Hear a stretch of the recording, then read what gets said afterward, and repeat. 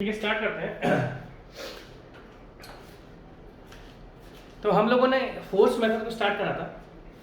हम लोगों ने देखा किस तरीके से स्ट्रक्चरल एनालिसिस में हम दो मेथड्स को यूज करके, like force method and displacement method, इन दो मेथड्स को यूज करके हम स्ट्रक्चरल इनडिटरमिनेट स्ट्रक्चर्स या इनडिटरमिनेट स्ट्रक्चर्स को एनालाइज करेंगे। तो इस लेक्चर में फोर्स मेथड और डिस्प्लेसमेंट मेथड के बारे में हमने पढ़ लिया था कि फोर्स मेथड क्या होता है, डिस्प्लेसमेंट मेथड क्या होता है। और फोर्स मेथड में हम लोग कास्टिग्लियानो मेथड हमने स्टार्ट करा था, कास्टिग्लियानो मेथड हमने स्टार्ट कर दी, ठीक है। तो अगर मैं कास्टिग्लियानो थ्योरम के बारे में आपसे बात करूं तो हम लोगों ने कास्टिग्लियानो फर्स्ट थ्योरम, हम लोगों ने Castigliano first theorem and Castigliano second theorem को पढ़ लिया था, प्लस मैंने आपको इसका क्वेश्चन भी कराया था।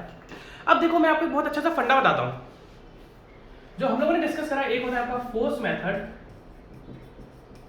और दूसरा होता है डिस्प्लेसमेंट मेथड। ध्यान सुनना मेरी बात। एक होता है हमारा फोर्स मेथड, दूसरा होता है हमारा डिस्प्लेसमेंट मेथड।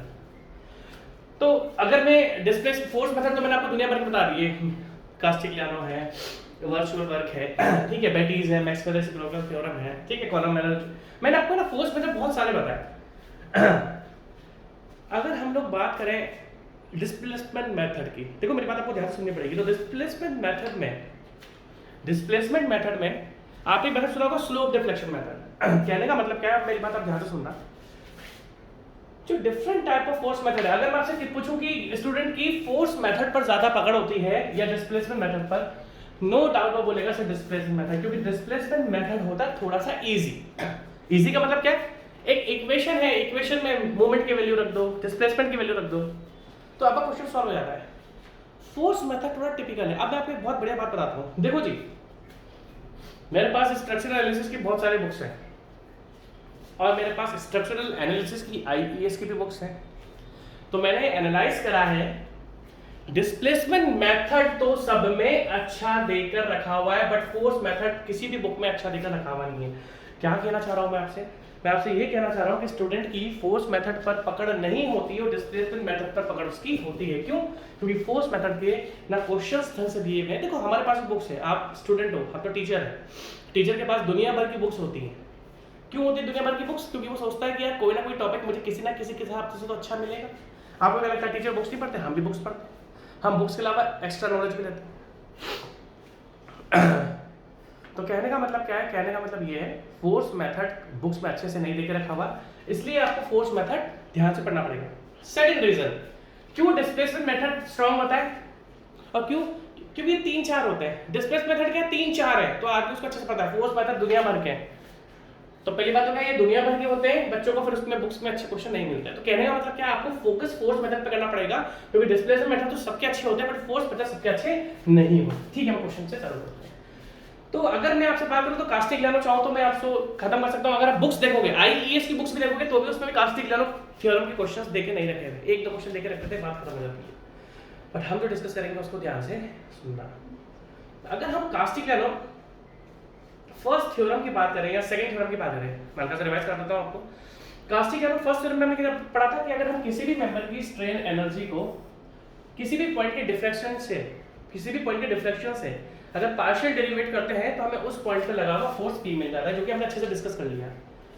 और अगर वो इन टर्म्स ऑफ मोमेंटम ने पढ़ लिया कि अगर हम किसी भी पॉइंट के स्लोप को, अगर किसी भी मेंबर की स्ट्रेन एनर्जी को हम उस पॉइंट के स्लोप से पार्शियल डेरिवेटिव करते हैं तो हमें उस पॉइंट का मोमेंट मिल जाता है। ये चीजें हमने पढ़ ली थी, हल्का से रिवाइज करा रहा हूं क्योंकि अब मैं इस थ्योरम को थोड़ा सा चेंज करूंगा। अगर मैं आपसे कास्टिग्लियानो सेकंड थ्योरम पूछूं, अगर मैं आपसे पूछूं कास्टिग्लियानो सेकंड थ्योरम क्या था, तो आप बोलोगे सर कोई मेंबर है, उस मेंबर में, ध्यान से देख लेना, ये मैं आपको पढ़ा चुका हूं अच्छी तरीके से। सर अगर कोई मेंबर है, उस पर किसी भी पॉइंट पर फोर्स लग रहा है और यहां पर सर क्या है, डिफ्लेक्शन आ रहा है, तो सर अगर मैं मेंबर की स्ट्रेन एनर्जी को इस फोर्स से पार्शियल डेरिवेटिव करता हूं तो सर मुझे उस पॉइंट का डिफ्लेक्शन मिल जाता है। कास्टिग्लियानो सेकंड थ्योरम क्या बोलती है? कास्टिग्लियानो सेकंड थ्योरम क्या बोलते हैं? देखो मेरी बात आपको ध्यान से सुननी पड़ेगी अगर कास्टिग्लियानो मेथड अच्छे से करना है, क्योंकि फोर्स मेथड सीरियसली बहुत टिपिकल होते हैं, तो बच्चा फोर्स मेथड को ढंग से पढ़ता नहीं है। अगर हम लोग बात करते हैं अगर मैं आपसे बात करूं जनरली कास्टिग्लियानो सेकंड थ्योरम की, कास्टिग्लियानो सेकंड थ्योरम, तो कास्टिग्लियानो सेकंड थ्योरम में बोलती है कि अगर मेंबर की स्ट्रेन एनर्जी को आपने किसी भी पॉइंट के फोर्स पर, लाइक अभी मान लो सी पॉइंट पर फोर्स लगा है, इस फोर्स से अगर मैं पार्शियल डेरिवेटिव करता हूं तो मुझे इस पॉइंट पे डिफ्लेक्शन मिल जाएगा। यही कास्टिग्लिआनो सेकंड थ्योरम बोलती है। अगर मैं आपसे सिंपल से फंडा पूछूं, स्ट्रेन एनर्जी, अब देखो जो बीम है, अगर हम बीम की बात करें तो बीम में भाई एक्सियल फोर्स तो लगा भी नहीं होता। जैसे कि मैंने आपको स्ट्रेन एनर्जी अगर मैं आपसे डिस्कस करूं, मैंने तो आपको strain energy due to axial force, strain energy due to bending, तो जनरली जो बीम में होती है, बीम में एक्सियल फोर्स नहीं होता, बीम में क्या होता है, बीम में ट्रांसवर्स लोड होता है। बीम में एक्सियल फोर्स नहीं होता, बीम में ट्रांसवर्स लोड होता है, और ट्रांसवर्स लोड के कारण क्या जनरेट होता है, बेंडिंग ऑफ बीम। तो हमें स्ट्रेन एनर्जी का ड्यू टू बेंडिंग का फॉर्मूला जनरली यूज करना पड़ता है, विच इज mx², मतलब movement at any distance x into dx upon 2en। तो जब बीम, आप बोलोगे सर आपने तो फोर्स का भी पढ़ाया है, आपने तो टॉर्जन का भी पढ़ाया है। अरे भैया इसमें टॉर्जन थोड़ी लग रहा है, इसमें तो ट्रांसवर्स फोर्स है, ट्रांसवर्स लोड है। अगर हम ट्रांसवर्स लोड की बात करते हैं तो ट्रांसवर्स लोड के कारण तो बेंडिंग जनरेट होती है, तो बीम में बेंडिंग होगा, तो हम स्ट्रेन एनर्जी को क्या यूज करेंगे, ड्यू टू बेंडिंग। अब आप एक ध्यान से एक चीज देखो, इन दोनों में रिलेशनशिप देखो, इसमें और इसमें।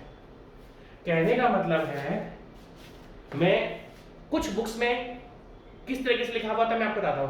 हमें पता है, हम पहले जनरली मेंबर की स्ट्रेन एनर्जी को डिटरमाइन करते हैं और फिर उसको फोर्स से पार्शियल डेरिवेटिव कर देते हैं, तो हमें उस पॉइंट का डिफ्लेक्शन मिल जाता है।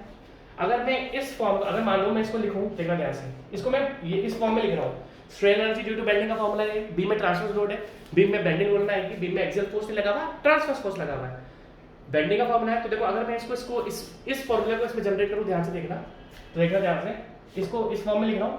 अगर मैं इसको del U by del P, ध्यान से देखना, इज इक्वल टू 0 से लेके l, आपको mx² का पार्शियल डेरिवेटिव करना पड़ेगा, 2 आगे आ जाएगा, 2 डेरिवेशन कर रहा हूं मैं, ध्यान से देखना, mx आपको बहुत ज्यादा ध्यान से देखना, क्योंकि कुछ बुक्स में आपको ये फॉर्मूला मिलता है।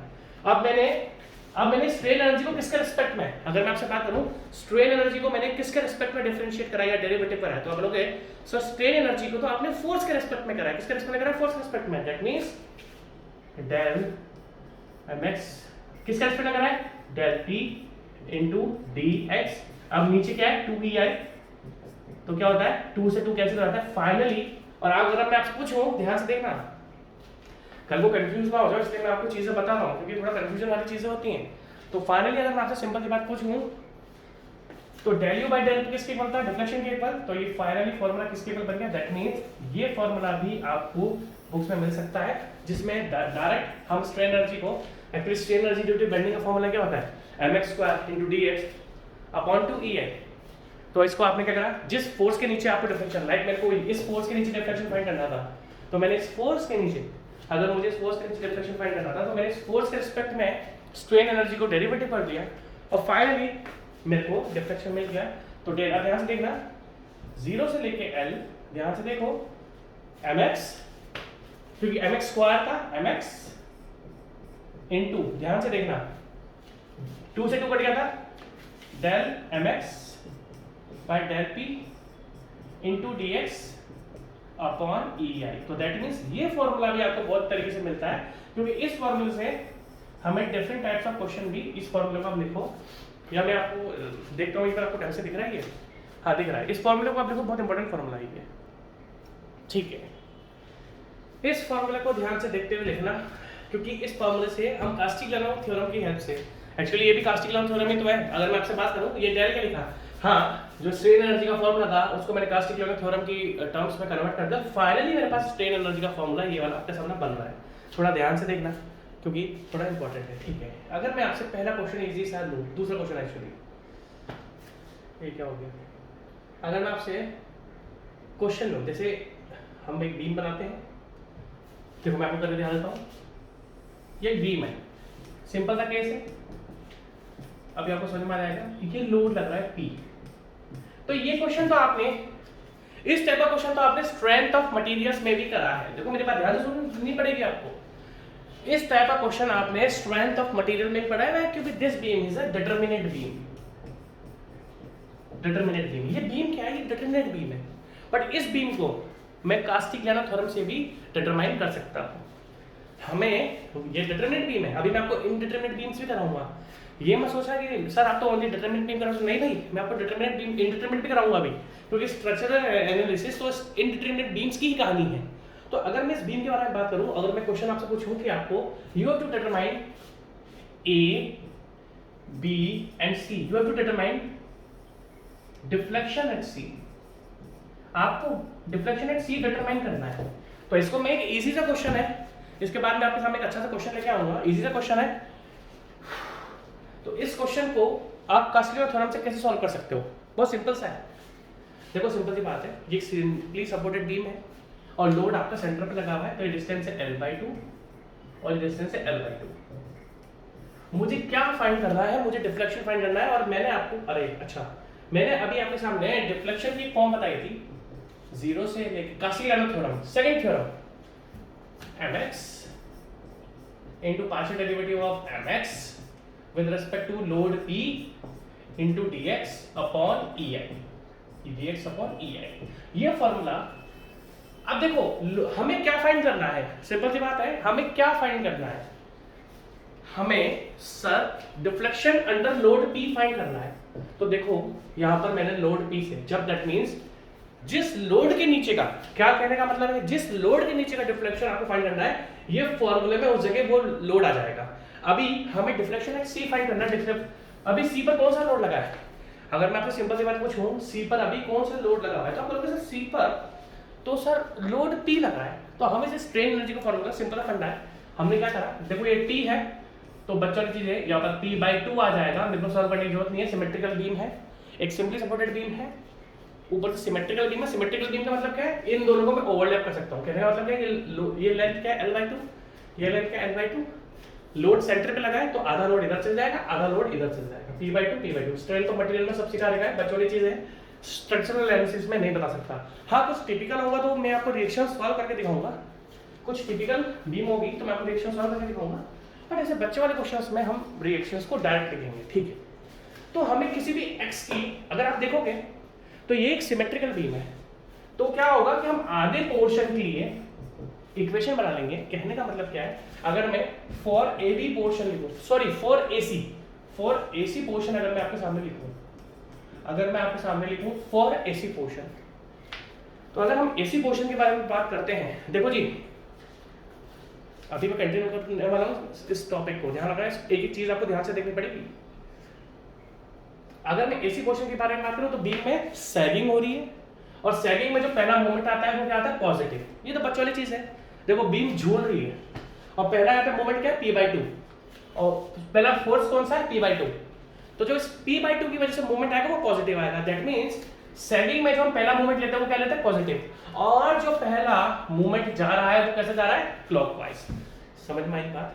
देखो बीम में क्या हो रहा है, सैगिंग में जो पहला मोमेंट होता है वो हमेशा पॉजिटिव होता है। यहाँ पर जो पहला मोमेंट है वो कैसा, जो पहला P/2 का मोमेंट है वो कैसा आ रहा है, क्लॉकवाइज आ रहा है। तो हम इस बीम के लिए लॉक कर देंगे। देखो क्या होता है, हॉगिंग में पहला मोमेंट बनता है नेगेटिव, उसकी डायरेक्शन देख लो, अब वो चाहे क्लॉकवाइज हो वो एंटी क्लॉकवाइज। अगर मान लो पहला ही एंटी क्लॉकवाइज, तो मान लो एक बीम है जिसमें हॉगिंग हो रही है, बट उसका जो पहला मोमेंट है वो क्लॉकवाइज है, तो क्लॉकवाइज भी आपको नेगेटिव लेना पड़ेगा। एक्चुअली सैगिंग का मतलब क्या है कि आपको पहला मोमेंट पॉजिटिव लेना है, चाहे वो क्लॉकवाइज हो चाहे एंटी क्लॉकवाइज हो, क्योंकि हम बचपन से क्या पढ़ते आते हैं, clockwise positive, anti clockwise negative, ऐसा नहीं है।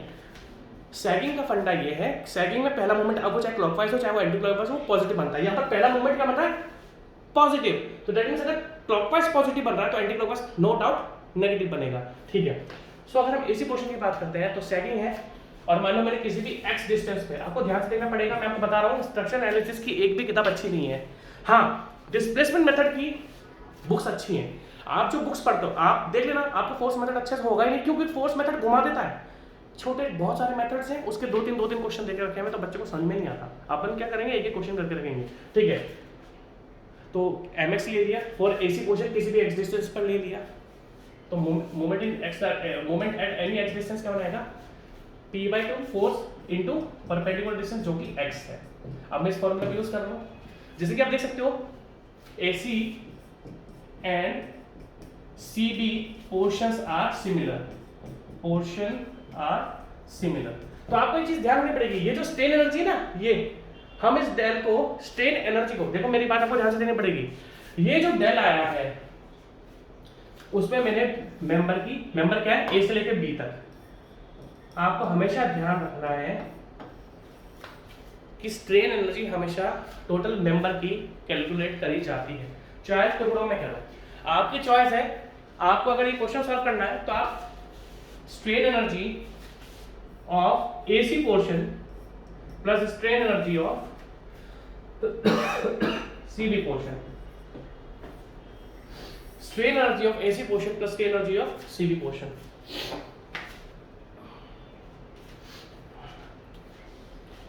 Strain energy of AC portion plus strain energy of CB, that means हम जब भी ये स्ट्रेन एनर्जी, देखो मेरे बात आपको ध्यान सुननी पड़ेगी। हम जब भी स्ट्रेन एनर्जी लेते हैं और उसका डेरिवेशन करते हैं, पार्शियल डेरिवेटिव करते हैं, वो हमेशा मेंबर की स्ट्रेन एनर्जी।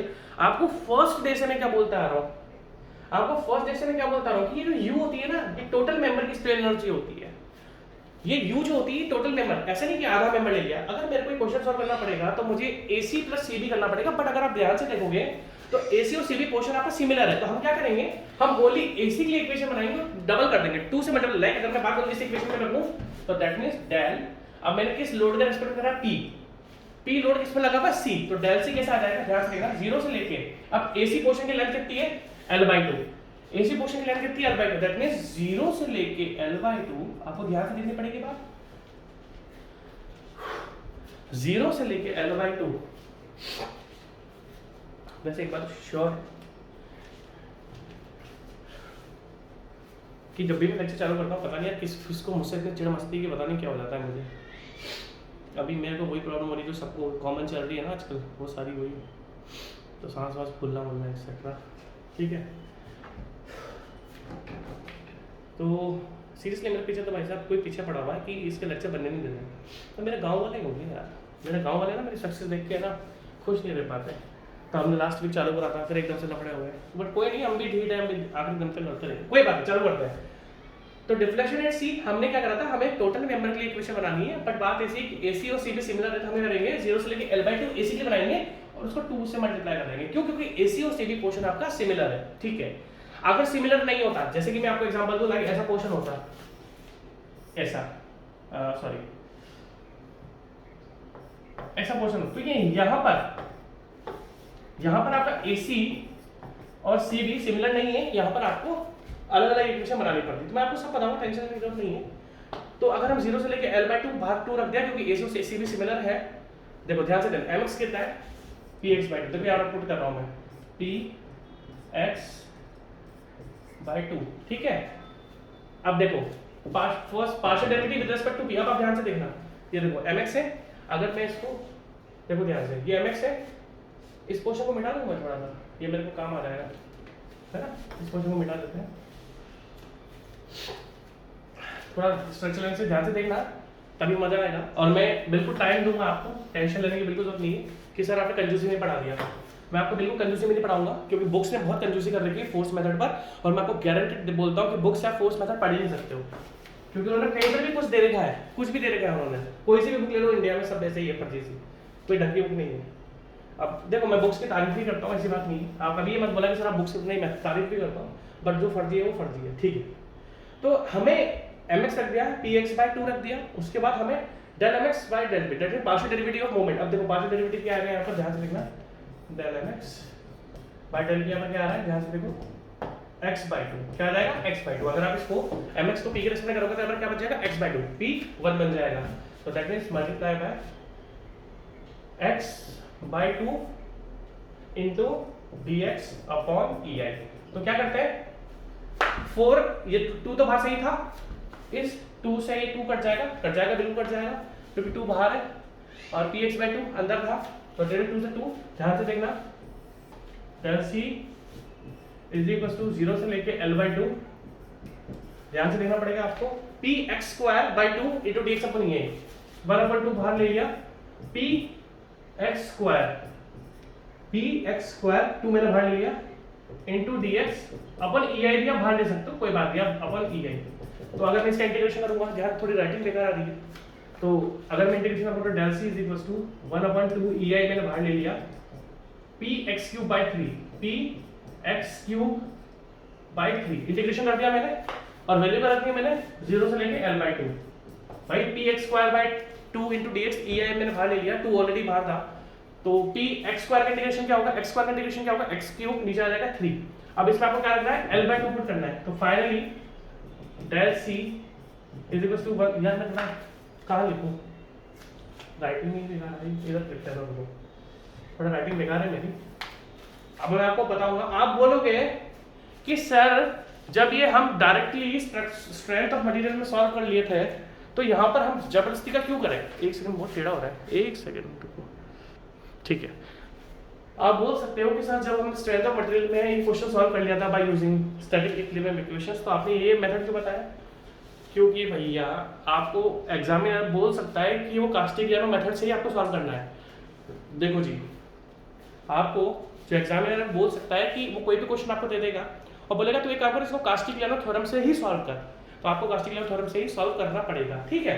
तो फाइनली अगर मैं थोड़ी सी जगह निकाल लेता हूँ, यहाँ पर आपका डेल सी क्या रहा था, is equal to 1/2 L by 2 1/2 E I P L by 2 का क्यूब, एल बाई 2 का क्यूब अपॉन 3, तो एल बाई 2 का cube that means del C is equal to नीचे आ जाएगा 1/6 E I into P L cube और नीचे आ जाएगा 8, दैट मीन्स 6 8 48। फाइनली जो डिफ्लेक्शन मेरे पास आ रहा है वो आ रहा है P L cube upon 48 E I. इसको आप लिख लो क्योंकि ये क्वेश्चन आपके काम आएगा, ये मेथड एक्चुअली जनरली आपके काम आएगा, इससे अच्छा क्वेश्चन अपने आपको अब कराऊंगा। तो ये आपका डिटरमिनेंट स्ट्रक्चर हम लोगों ने अभी सॉल्व करा है, वो थोड़ा टेढ़ा हो रहा है बार बार, मैं सीधा करूँ फिर भी हो नहीं रहा, स्टैंड में कुछ गड़बड़ हो गई होगी, ठीक है।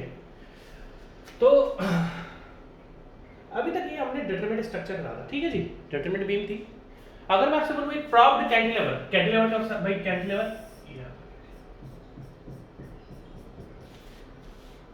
प्रॉप्ड कैंटिलीवर, प्रॉप्ड का मतलब क्या है कि जो कैंटिलीवर का फ्री एंड है, देखो ये कौन सी बीम है, ये कैंटिलीवर बीम है।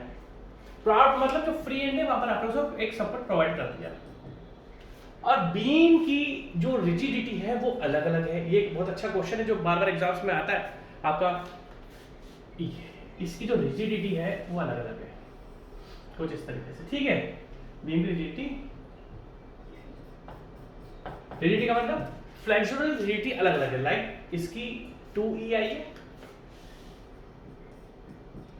इसकी E है, और जो सेंटर है, सेंटर पे लोड लग रहा है P, सेंटर पे लोड लग रहा है P, ठीक है। प्रॉप्ड कैंटिलीवर है, प्रॉप्ड कैंटिलीवर का मतलब क्या है, जो कैंटिलीवर का फ्री एंड है उस फ्री एंड पर आपका लोड लगा हुआ है, ठीक है, P लोड लगा हुआ है, L बाई 2 L बाई 2। इस क्वेश्चन को ध्यान से देखना, अच्छा क्वेश्चन है, बड़ा क्वेश्चन है। अगर मैं आपसे इस बीम की डिटरमिनेसी पूछूं या इनडिटरमिनेसी पूछूं, तो देखो ओनली वर्टिकल लोड लगा हुआ है, तो यहां पर क्या डेवलप होगा, यहां पर देखिए A B एंड C, जो सेंटर उसको C मान लिया, और जो एंड्स है प्रॉप्ड कैंटिलीवर है, इनडिटरमिनेट स्ट्रक्चर है, क्योंकि कास्टिग्लियानो थ्योरम में आप ऐसा मत बोलना कि सर आपने डिटरमिनेट करा दिया, ये आप इनडिटरमिनेट बीम मान लीजिए। और इस इनडिटरमिनेट बीम में हम फाइंड करेंगे, अब ध्यान से देखना भाई, देखो यहां पर आएगा RB, यहां पर आएगा मोमेंटेड बी, यहां पर आएगा RA। तो अगर मैं आपसे बात करूं स्टैटिक इक्विलिब्रियम इक्वेशंस, अगर मैं आपसे पूछूं कि इसकी इनडिटरमिनेसी कितनी है, अगर मैं आपसे पूछूं कि इस बीम की इनडिटरमिनेसी कितनी है, तो आप बोलोगे सर सिंपल फंडा है, total number of reactions 1 2 3, total number of reactions कितनी है 3, और आप इसमें इक्वेशन कौन सी यूज करोगे, अगर मैं स्टैटिक इक्विलिब्रियम इक्वेशन की बात करूं तो 3 होती है, summation of fx is equals to 0, summation of fy is equals to 0 and summation of mz is equals to 0। तो यहां पर देखो कोई भी x डायरेक्शन का फोर्स नहीं है, जो p लगा हुआ है वो y डायरेक्शन में, मतलब y डायरेक्शन का फोर्स है, वर्टिकल फोर्स है, यहाँ पर कोई भी हॉरिजॉन्टल फोर्स नहीं लगा हुआ, तो हम इसे स्टैटिक इक्विलिब्रियम इक्वेशंस को कैंसिल कर देंगे। जब फोर्स ही नहीं लगा हुआ तो मैं यूज क्यों करूं, यहाँ पर ओनली दो फोर्सेस लगे हुए हैं, एक लगा हुआ है Fy और एक लगा हुआ है mz, तो that means static equilibrium 2, that means इस बीम की जो स्टैटिक इनडिटरमिनेसी है वो 1 है। अब इस बंदे ने आपसे क्वेश्चन ये ही पूछा है, डिटरमाइन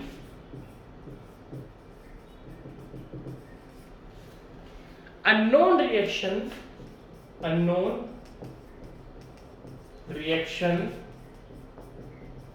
आर ए। इसमें आपसे आर ए दैट मीन्स जो प्रॉप्ड हो, जो कैंटिलीवर है वो जिस जगह से आपका प्रॉप्ड हो रहा है, कहां पर प्रॉप्ड है कैंटिलीवर, आपका ए पर प्रॉप्ड है। इसने आपसे इस आर ए की वैल्यू पूछी है। अब सिंपल सी अगर मैं आपसे बात करूं, देखो अगर मैं आपसे पूछूं, दो चीजें हैं, स्ट्रेन एनर्जी एक तो एसी पोर्शन में है, plus strain energy CV portion में है।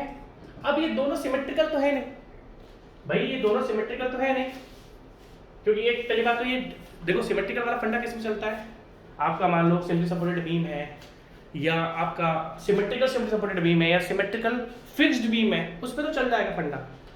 पर यहाँ पर फ्लेक्सुरल रिजिडिटी भी आपकी अलग अलग है, ठीक है। अब सिंपल सा फंडा ये है, आपको ध्यान से देखनी पड़ेगी बात, ठीक है जी। दूसरा, ये सपोर्ट्स भी सेम नहीं है, सपोर्ट सेम होते तो समझ में भी आती बात। यहाँ पर मूवमेंट लगा हुआ है, यहाँ पर मूवमेंट जीरो होता है, तो ये एक सिमेट्रिकल बीम नहीं, ठीक है, अभी मैं आपको बताऊंगा, ठीक है, ध्यान से देखना। दैट मीन्स अगर आप ध्यान से देखोगे तो इसकी strain energy due to flexural rigidity EI है और इसकी 2EI है, ध्यान से देखना। तो मैं सेम मोमेंट की इक्वेशन इनके लिए नहीं बना सकता, ठीक है, आप ध्यान से आप देखना। अगर मैं आपसे आगे की बात डिस्कस करूं तो अगर मैं AC पोर्शन को और CV पोर्शन को ऐड करूंगा तो मेरे पास total strain energy of AB portion आ जाएगा। हाँ, इस बीम में लोड सेंटर पे लगा हुआ है तो नो डाउट लोड आपका आधा आधा, ध्यान से देखना, आपका आधा आधा डिवाइड हो जाता। कब होता? जब यहां पर आपका फिक्स्ड सपोर्ट नहीं होता। अगर आप बीम में ध्यान से देखोगे तो यहां पर फिक्स सपोर्ट है, बोर्ड को ज्यादा टेढ़ा हो रहा है थोड़ा, चलो कोई बात नहीं, ठीक है। अगर ये दोनों फिक्स सपोर्ट होते या दोनों सिंपली सपोर्ट या रोलर्स हिंज सपोर्ट होते तो लोड आधा आधा डिवाइड हो जाता है। बट यहाँ पर ये प्रॉप्ड कैंटिलीवर है। देखो अगर मैं आपसे बात करूं सिंपली सपोर्टेड बीम की, लाइक एक सिंपली सपोर्टेड बीम है और सेंटर पे लोड लगा हुआ है, सेंटर पे आपका लोड लगा हुआ है, अगर ये एक सिंपली सपोर्टेड बीम है तो भाई देखो यहाँ पर भी मूवमेंट किसके इक्वल होता है, जीरो, और यहाँ पर मूवमेंट किसके इक्वल होता है, जीरो। तो हम क्या करते हैं, समीशन ऑफ mx ले लेते हैं, mz ले लेते हैं, हम summation of moment is equal to zero कर देते हैं, तो हम RA और RB को डिटरमाइन कर लेते हैं। बट अगर आप ध्यान से देखोगे तो यहाँ पर इस एंड पर मोमेंट जीरो के इक्वल नहीं है। तो जब भी क्या होता है, जब लोड आपका सेंटर पे लगा हुआ है वो तभी आप करना जब सिंपली सपोर्टेड बीम हो या फिक्स्ड बीम हो, उसके केस में तो लोड आधा डिवाइड हो जाएगा, ठीक है। और जनरली सिंपली सपोर्टेड बीम के केस में ये खेल करना, वरना चाहे फिक्स सपोर्टेड बीम भी हो वहां पर आपको कैलकुलेट करना है, ठीक है, ध्यान से देखना। तो कहने का मतलब क्या है, इन्होंने पूछा determine the unknown reaction RA। अब हम एक काम कर सकते हैं, अगर मैं इस टोटल स्ट्रेन एनर्जी AB को, ध्यान से देखना, इन्होंने क्या पूछा है कि आपको ये RA डिटरमाइन करना है, और ये सिंपली सपोर्टेड बीम तो है नहीं कि लोड आधा आधा डिवाइड हो जाएगा, क्यों? क्योंकि यहाँ पर मोमेंट जीरो के इक्वल नहीं है, ठीक है। अब अगर मैं आपसे आगे की बात पूछूं, अगर मैं टोटल स्ट्रेन एनर्जी को विद रिस्पेक्ट टू, यहां पर लोड कितना है RA, अगर इस बीम की टोटल स्ट्रेन एनर्जी को लाइक डेल AB मतलब del UAB upon del RA कर दूं। अब मैंने क्या करा, कास्टिग्लियानो सेकंड थ्योरम वाला फंडा यूज करा। वो क्या बोलता है कास्टिग्लियानो सेकंड थ्योरम कि अगर मैं फोर्स के रिस्पेक्ट में पार्शियल डेरिवेटिव करूंगा तो मुझे वहां का डिफ्लेक्शन मिल जाएगा। तो हम क्या करते हैं, इस पूरी स्ट्रेन एनर्जी, बीम की स्ट्रेन एनर्जी को अगर मैं इस RA के रिस्पेक्ट में करूंगा तो यहाँ पर मुझे डिफ्लेक्शन मिल जाएगा। और किसी भी बच्चे को पता है कि हिंज सपोर्ट पर या फिक्स सपोर्ट पर डिफ्लेक्शन किसके इक्वल होता है, जीरो के इक्वल होता है। दैट मींस मैं आपको ये कास्टिग्लियानो थ्योरम से इसलिए बता रहा हूं क्योंकि भाई साहब एग्जामिनर आपसे डायरेक्ट ये बोलेगा कि solve this question by using Castigliano theorem. वो आपसे कास्टिग्लियानो थ्योरम से ही क्वेश्चन सॉल्व कराने वाला है। अगर आप सोचोगे कि मैं किसी से भी वो स्पेशली लिख देगा आपको, ठीक है, ध्यान से देखना। तो अगर हम क्या करते हैं, इस पूरे बीम की स्ट्रेन एनर्जी ले लें और फिर मैं RA के रिस्पेक्ट में, देखो स्ट्रेन कास्टिग्लियानो सेकंड थ्योरम क्या बोलती है कि जिस जगह के लोड से आप रिस्पेक्ट डिफरेंशिएट करोगे, डेरिवेटिव करोगे, भाई RA A पर लगा हुआ है, तो दैट मींस मुझे यही का डिफ्लेक्शन मिलेगा। और अगर आपको पता है तो फिक्स सपोर्ट पर और हिंज सपोर्ट पर दोनों पर डिफ्लेक्शन किसके इक्वल होता है, जीरो। तो हम क्या करेंगे, पहले AC के लिए इक्वेशन बनाएंगे, फिर CV के लिए इक्वेशन बनाएंगे और उसके बाद दोनों को ऐड कर देंगे, फिर पार्शियल डेरिवेटिव करेंगे विद रिस्पेक्ट टू RA, क्योंकि हमने RA की इक्वेशन ही ली है। और फाइनली आप बोलोगे सर आप यहाँ पर RB के रिस्पेक्ट में भी तो कर सकते थे। हाँ मैं कर सकता हूँ, बट मुझे क्वेश्चन में उसने RA पूछा है, आप बोल सकते थे कि सर आप तो आरबी के रेस्पेक्ट में भी कर सकते हो, कर सकता हूँ, बट उसने मुझसे आरबी नहीं पूछा, उसने मुझसे आरए पूछा। बहुत अच्छा क्वेश्चन है ये क्वेश्चन बहुत अच्छा है, तो इसलिए मैंने आरए के रेस्पेक्ट में करा। अगर हम मैं सिंपल सी बात करूँ, देखो सिंपल सी बात है, आरए की वैल्यू मुझे नहीं पता, आरबी की वैल्यू नहीं पता। अब ध्यान से देखना नाउ, अगर मैं आपसे सिंपल सी बात पूछूं फॉर, अब मैं एसी पोर्शन ले रहा हूं, अगर मैं आपसे एसी पोर्शन की बात करूं तो हमने क्या करा, थोड़ा मिटा दूं मैं, किसी भी एक्स डिस्टेंस पर, पहले एसी के लिए क्या करेंगे, कोई भी एक्स डिस्टेंस ले लेंगे, बीम में क्या हो रहा है, सैगिंग हो रही है, और सैगिंग में पहला मोमेंट क्या बनता है, अगर आप देखोगे एसी पोर्शन पर, सी पोर्शन पर, देखो अगर मैं एसी पोर्शन की बात करता हूं तो इस एसी पोर्शन पर ओनली आर लगा हुआ है, ये सी किस पर लगा हुआ है, सी पर क्या लगा हुआ है, पी। अब आपको स्ट्रेंथ ऑफ मटेरियल आपने पढ़ा होगा, जब मैं एसी पोर्शन की बात करता हूं तो मैं इस वाले लोड को नहीं लेता, क्यों, क्योंकि इसकी परपेंडिकुलर डिस्टेंस यहां पर 0 है। हम क्या करते हैं, जब हम एसी पोर्शन की बात करते हैं, देखो ध्यान से सुनना, जब हम एसी पोर्शन के बारे में बात करते हैं तो हम ए से लेकर सी तक हम क्या करते हैं, ए से लेकर सी तक फोर्स को लेकर जाते हैं। अगर मान लो मैं आरए को, जब मैं आरए की बात करता हूं तो ए पर आरए की डिस्टेंस 0 है, और अगर मैं सी की बात करता हूं, सी पर जो पी लगा हुआ है इसके परपेंडिकुलर डिस्टेंस 0। तो अगर मैं एसी की बात करता हूं तो यहां पर ओनली रोल में क्या आएगा, आरए। ये तो बच्चों चीज है, स्ट्रेंथ ऑफ मटेरियल के 64-65 लेक्चर पढ़ाए हुए हैं और अच्छे से आपका 70-50 पढ़ाए हुए हैं। तो अगर आप ये पूछोगे कि सर हमको ये बता दो कि आरए ये पी इसमें करेंगे, तो भैया ये सॉरी मैं आपको ये नहीं बता सकता, ये बहुत बच्चों वाली चीज़ है कि अगर मैं एसी की क्वेश्चन बना रहा हूँ तो इसमें पी रोल में नहीं आएगा। तो अगर मैं एसी की बात करता हूँ तो सैगिंग थी, फोर्स क्या है, आरए, डिस्टेंस कितनी है, एक्स, यह है moment at any distance x. ठीक है भाई, ध्यान से देखना। अब आपको एक चीज अच्छे से पता है, ध्यान से देखना, ठीक है, आपको देखना पड़ेगा ध्यान से। ये हमने क्या करा, हमने ए से लेके सी तक, ए से लेके सी तक की मोमेंट इक्वेशन बनाई। अब अगर हम बात करें किसकी, हम डिफ्लेक्शन की बात कर रहे हैं, तो देखो डेल यू ए बी को हमने क्या रखा, तो डेल यू ए बी को अब हमें क्या करना पड़ेगा, del U A C by del R A is equal to 0 से लेके एल एम एक्स, ध्यान से देखना, ठीक है, M X del M X by del R A into D X upon E I. That means ये equation हमने total के लिए लिखी हुई है, ये इक्वेशन हमने टोटल के लिए लिखी हुई है। इसमें मेरे को पानी पी लिया, प्यास लग रही बहुत देर से, एक सेकंड वेट करो, ठीक है चालू करते हैं। तो del U A C by del R हमारी इक्वेशन बन गई थी, ठीक है। अब हमारे पास क्या है, एम एक्स क्या है, आर ए इंटू एक्स, ध्यान से देखना मैं पुट कर रहा हूँ, इज इक्वल टू 0 से लेके एल, एम एक्स क्या है मेरे पास, R into X, R A into X multiply by del M X by, अब देखो ये इक्वेशन है, अगर मैं इसको पार्शियल डेरिवेटिव करता हूँ del M X by del R A, भाई ये देखो आर ए है तो यहाँ पर क्या बन जाएगा, ये बन जाएगा एक्स। सिंपल सा फंडा है यार, हमें क्या करना है, जो टोटल स्ट्रेन एनर्जी है उसको हम टुकड़ों टुकड़ों में कैलकुलेट कर रहे हैं, और आपको स्पेशली एक चीज ध्यान रखनी पड़ेगी, क्या ध्यान रखनी पड़ेगी कि इस वाले पोर्शन की जो फ्लेक्सिबल रिजिडिटी वो ई आई है, बट अगले वाले की कितनी है, 2 आई। तो जहां पर अभी फ्लेक्सिबल रिजिडिटी यहाँ पर ई आई यूज कर रहा हूँ मैं, ये वहां पर मैं 2 ई आई यूज करूंगा, ठीक है। तो R A into X del M X by del R A कितना है मेरे पास, एक्स, देखो ना आर ए एक्स और एम एक्स का रिलेशन है, तो इस एम एक्स को मैं आर ए के रेस्पेक्ट में करूंगा तो मेरे पास क्या बच जाएगा, ओनली एक्स बचेगा, ठीक है। तो multiply by X into D X upon E I which is equal to 0 से लेके L R X square into R X square into D X upon E I, और फाइनली आपको बन जाएगा R X cube by 3 E I 0 से लेके L, और आप फाइनली आपका क्या बन रहा है, जो ये स्ट्रेन एनर्जी है del U A C by del R A is equals to R L cube, X की जगह एल रख दो, R L cube upon 3 E I. तो हमने क्या करा, अभी तक हम एसी वाले पोर्शन को कैलकुलेट कर चुके हैं, अब मैं क्या करूंगा, सीबी वाले पोर्शन को कैलकुलेट करूंगा, दोनों को ऐड करूंगा और फाइनल डिफ्लेक्शन में 0 के इक्वल आपका छोड़ दूंगा, सिंपल सी बात है। तो ठीक है, अब ये क्या है, अब ध्यान से देखना, अभी हमने एसी ले लिया, अब मैं लूंगा नाउ, देखो अभी तक मैंने क्या लिया था AC, now for CB portion, अगर आप सी बी पोर्शन की बात करो तो अब हमें इसकी जो इक्वेशन चाहिए बेंडिंग मोमेंट इक्वेशन, देखो हमने ए से स्टार्ट करा था, ए से लेके सी, यहाँ पर आर ए था, ये डिस्टेंस L/2 थी। अभी मैंने सी के लिए इक्वेशन बनाई थी, अब मैं इक्वेशन बना रहा हूं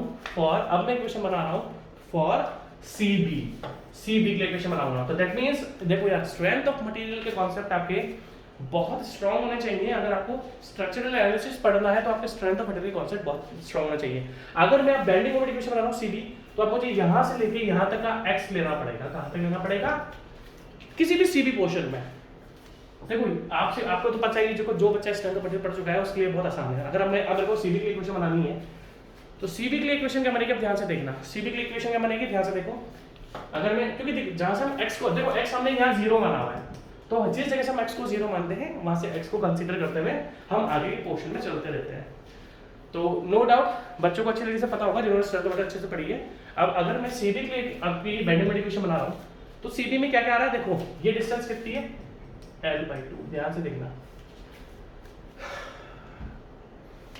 आपको चीजें बहुत ध्यान से देखनी पड़ेगी। अब मान लो मैं सीबी में कहीं पर भी इक्वेशन लेके आ गया और जो x आएगा वो मेरा a से आएगा, तो देखो क्या इक्वेशन बनी। देखो सैगिंग था, तो पहला मोमेंट जो है RA वो क्लॉकवाइज आ रहा है, तो RA इंटू एक्स माइनस, क्योंकि अब W इधर की साइड कैसे, सॉरी P कैसे आ रहा है, एंटी क्लॉकवाइज। तो जब सैगिंग से हमने क्लॉकवाइज को पॉजिटिव लिया है, तो एंटी क्लॉकवाइज को हम क्या लेंगे, हम नेगेटिव लेंगे, तो माइनस P। अब ध्यान से देखना, P की यहाँ से लेके आगे डिस्टेंस अभी टोटल x है, ये L/2 है, तो ये बची हुई डिस्टेंस कितनी होगी, x माइनस L/2। सिंपल सी बात है, ठीक है। अगर हमने x यहाँ तक लिया है, तो RA इंटू एक्स यहाँ तक का, मतलब x क्या है, CB के बीच का कोई भी पोर्शन, कोई भी पॉइंट बिटवीन CB।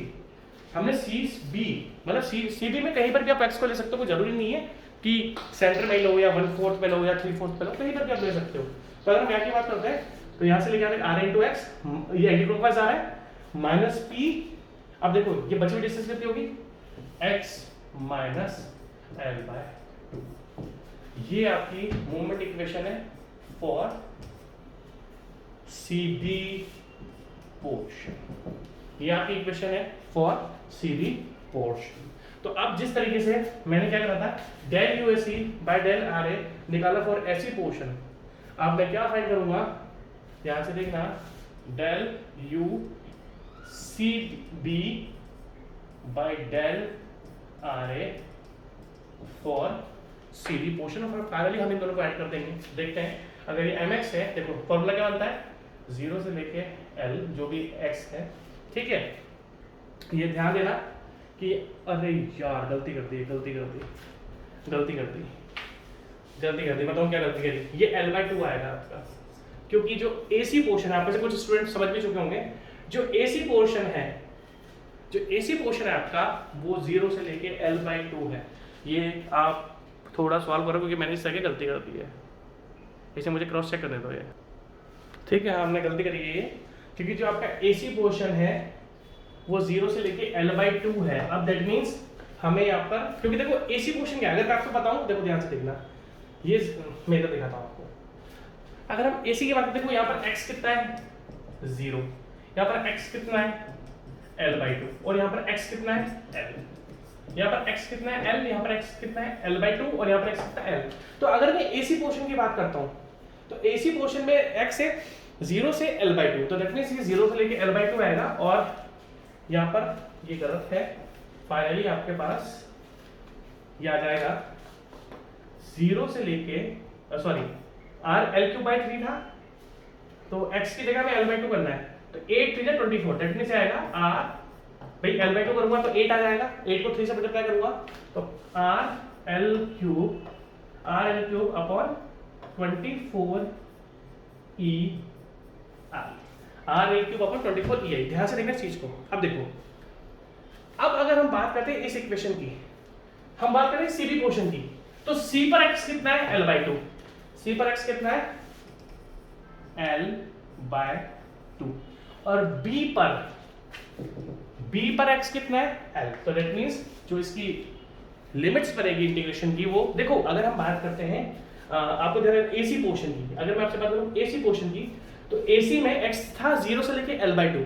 अब अगर हम CB पर आते हैं, अब हम CB पर आते हैं, तो CB पर हमारा x स्टार्ट किस हो रहा है L/2 से और खत्म किस पर हो रहा है L।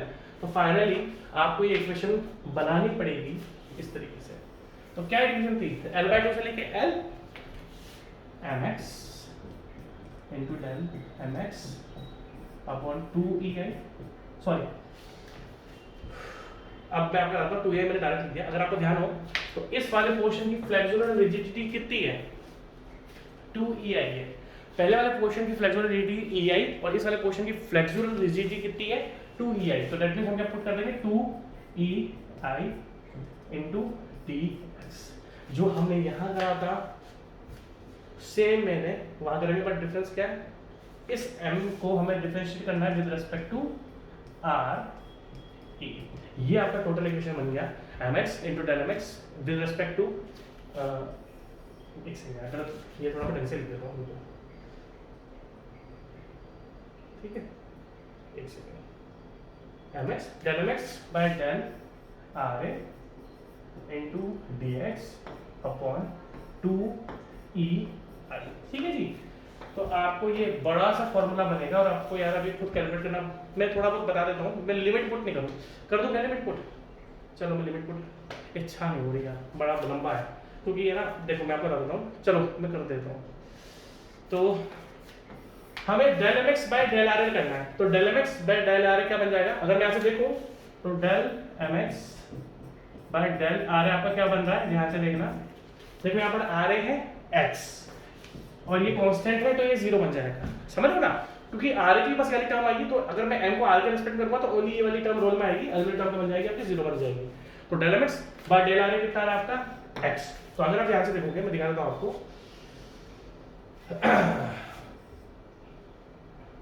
इस इक्वेशन को लेके चलते हैं, mx कितना था r into x minus p, mx की वैल्यू पुट कर रहा हूं ra into x minus p x minus l/2, ठीक है, ra into x। अब देखो स्ट्रेंथ ऑफ स्ट्रक्चरल एनालिसिस थोड़ा लंबा है, ठीक है, इसका एक क्वेश्चन एक ही घंटे में होगा, क्योंकि ये क्वेश्चन फिर IES मेंस में आएगा, ठीक है, IES के लिए पढ़ा रहा हूँ और IES के लिए पढ़ा रहा हूँ, तो ध्यान से सुन लेना इस चीज को, और ये आपका असिस्टेंट इंजीनियर में भी आता है। तो ra into x minus p into x minus l/2, ये हमने mx की वैल्यू रख दी, l/2 से लेके l लिमिट है, del mx by del r कितना आएगा x इनटू, इसको बड़ा ब्रैकेट लगा देते हैं, इनटू x, ठीक है, x थोड़ा अच्छे से बनाता हूं यार, इनटू x इनटू, देखो ये mx पुट कर दें ऐसे, r into x minus px l/2 into dx upon 2ei into dx 1/2 बाहर ले जाता हूं 2ei, लिमिट क्या है l/2 से लेके l, ये ध्यान रखना जो सीबी पूछने वाला है। अब फाइनली आपको क्या करना है, इसको सॉल्व कर लो ना यार, क्योंकि लेंथी है यार, मेरी इच्छा नहीं होती लेंथी, थोड़ा मैं इन चीजों पे काम से। अब आपको क्या करना है, इसको पूरे को कैलकुलेट कर लेना, क्योंकि आप देखो दो लिमिट से l/2 और l/3 पड़ेगी यार, कर दूं क्या मैं, चलो कोशिश करता हूँ, इच्छा तो नहीं हो रही वैसे, क्योंकि वैसे कैलकुलेशन होती नहीं है यार, कैलकुलेशन से बहुत वीक हूँ मैं। l/2 से लेके l, देखो ये आ जाएगा आपका ra into x square, ra into x square into x square, ठीक है, minus p x square plus p l x by 2, है ना, r x into x square minus p x square plus p l by 2 into x, और इस total का dx, ठीक है। तो ये कर लेना यार ये। अब आपको क्या करना है, इसको इंटीग्रेट करके ये लिमिट्स रख देना, लिमिट रखने के बाद आप या भी क्या कैलकुलेट कर लो, अगर मैं आपसे बोलूं ये आपने क्या कैलकुलेट करा है, तो आपने देखो ये del u cb upon del R A है, आप क्या करो del U C B upon del R A, उसके अलावा क्या करोगे, ये आपने कैलकुलेट कर लिया था, इन दोनों को ऐड करना, कहां गया वो, इन दोनों को ऐड करना और फाइनली जीरो के इग्नोर कर देना, आपका आंसर आ जाएगा।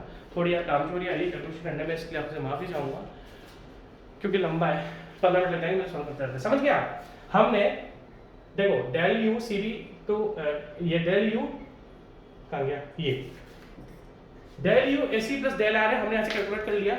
आप ऐसे कैलकुलेट करोगे डेल यू सी डी यहाँ पर डेल आर है, इन दोनों को ऐड कर देना, ऐड करके 0 कर देना, आपके पास आर की वैल्यू आ जाएगी। ठीक है, तो अब नेक्स्ट लेक्चर में मैं देखता हूँ कि इसी का कोई क्वेश्चन अगर ढंग का मिला तो मैं ये क्वेश्चन कराऊंगा आपको, क्योंकि ये क्वेश्चन इसका बहुत कॉमन है। या फिर नेक्स्ट लेक्चर में हम लोग आपका बेटिस थ्योरम या मैक्सवेल थ्योरम को चालू करेंगे। Take care, bye bye.